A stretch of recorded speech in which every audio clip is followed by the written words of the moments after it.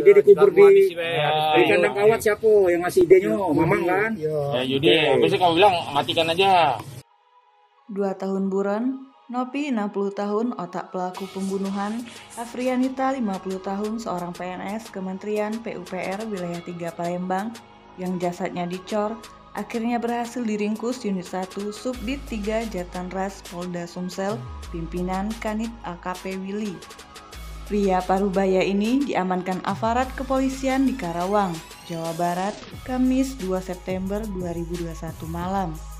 Kabupdit 3 Jatanras Polda Sumsel, Kompol Christopher Panjaitan, mengatakan dalam kasus yang sangat sadis ini, Nopi melakukan aksinya bersama ketiga rekan lainnya, di mana 2 pelaku utama, yakni Yuditama Redianto 50 tahun dan Ilyas 26 tahun, telah menjalani hukuman pidana. Sementara, Amir pelaku lainnya saat ini masih dalam status daftar pencarian orang atau DPO.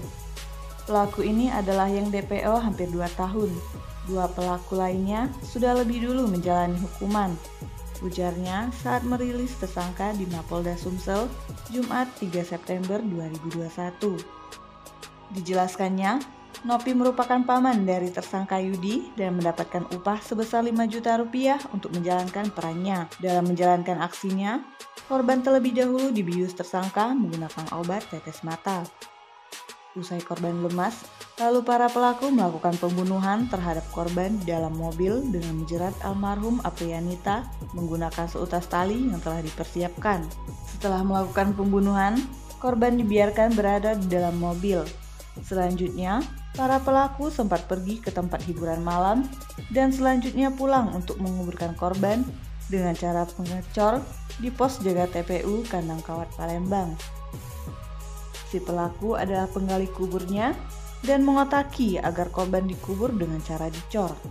Pelaku ini kita tangkap dari persembunyiannya di Karawang, jelas Panjaitan. Seperti diketahui, kejadian ini terjadi pada Jumat 25 Oktober 2021, di mana korban awalnya dilaporkan hilang dan menjadi korban penculikan selama 17 hari. Lalu Aprianita ditemukan tewas mengenaskan di tempat pemakaman umum atau TPU Kandang Kawat, Kecamatan Ilir Timur 2, Palembang. Pembunuhan ini terjadi dikarenakan tersangka Yudi yang tak tahan ditagih terus-menerus utang oleh korban sebesar 145 juta. Setelah itu, tersangka Nopi mengaku setelah turut serta melakukan aksi pembunuhan, ia langsung meninggalkan Palembang dan menjalani hidup luntang-lantung di Lampung. Selama melakukan pelarian, Nopi tak mengetahui arah dan serta tersasar di kawasan Lampung.